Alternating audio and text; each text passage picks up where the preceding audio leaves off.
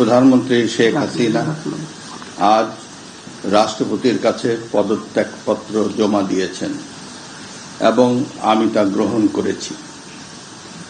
প্রধানমন্ত্রীর পদত্যাগ ও বৈষম্য বিরোধী ছাত্র আন্দোলনে সৃষ্ট পরিস্থিতিতে আজ বঙ্গভবনে 3 বাহিনীর প্রধান এবং বিভিন্ন রাজনৈতিক দলের নেতৃবৃন্দ, সুশীল সমাজের প্রতিনিধি ও বৈষম্য বিরোধী ছাত্র আন্দোলনের কয়েকজন সমন্বয়কদের সাথে আলোচনা হয়।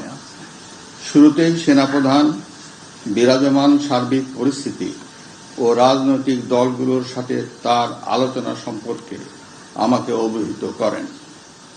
রাজনৈতিক নেতৃবৃন্দও এ সময় তাদের বক্তব্য তুলে ধরেন। সভায় বৈষম্য বিরোধী ছাত্র আন্দোলনের নিহত শহীদদের স্মরণে শোক প্রস্তাব গৃহীত হয়।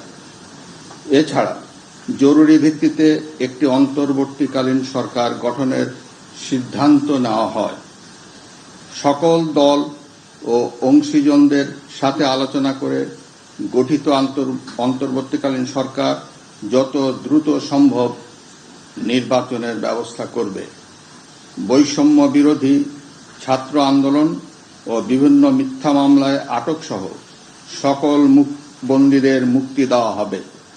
বৈষম্য বিরোধী ছাত্র আন্দোলনের নিহতদের পরিবারদের ক্ষতিপূরণ প্রদান ও আহতদের সুচিকিৎসার প্রয়োজনীয় সকল সহায়তা দেওয়া হবে। সর্বসম্মতিক্রমে বিএনপির চেয়ারপারসন বেগম খালেদা জিয়াকে মুক্তি দেওয়ার সিদ্ধান্ত নেওয়া হয়। প্রিয় দেশবাসী, আমি দেশের আইন শৃঙ্খলা পরিস্থিতি স্বাভাবিক করতে এবং লুপ্তরাজ ও ধ্বংসাত্মক কর্মকাণ্ড বন্ধ করতে রাজনৈতিক দলগুলোর প্রতি আহ্বান জানাচ্ছি। জনগণের জানমাল ও রাষ্ট্রীয় সম্পদ রক্ষায় সশস্ত্র বাহিনীকে কঠোর পদক্ষেপ নেওয়ার নির্দেশ প্রদান করছি। সাম্প্রদায়িক সম্প্রীতি ও সংখ্যালঘুদের নিরাপত্তা নিশ্চিত করতে এবং সরকারি সম্পত্তি রক্ষায় সকলকে এগিয়ে আসার আহ্বান জানাচ্ছি। দেশের অর্থনীতি, প্রশাসন ও শিল্প কলকারখানা চালু রাখার লক্ষ্যে সকলকে কার্যকর ভূমিকা রাখার আহ্বান জানাই। ছাত্র নেতৃবৃন্দ ও শিক্ষকদের সাথে আলোচনা সাপেক্ষে অতি শীঘ্রই শিক্ষা প্রতিষ্ঠানগুলি খুলে দেওয়া হবে। এছাড়া যারা হত্যা ও সহিংসতার সাথে জড়িত নিরপেক্ষ তদন্তের মাধ্যমে তাদেরকে আইনের আওতায় আনা হবে। গণপ্রজাতন্ত্রী বাংলাদেশের সংবিধান অনুযায়ী অনতি বিলম্বে বর্তমান সংসদ বিলুপ্ত করা হবে। দেশের সকল অফিস আদালত আগামীকাল থেকেই স্বাভাবিকভাবেই চলবে।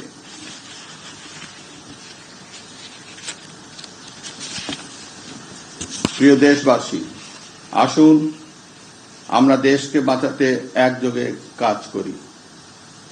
পারস্পরিক হিংসা বিদ্বেষ ভুলে ও প্রতিহিংসার ঊর্ধ্বে উঠে দেশকে এগিয়ে নিতে নিজ নিজ অবস্থান থেকে ভূমিকা রাখার জন্য আমি বিনয়ের সাথে আপনাদের প্রতি অনুরোধ করছি।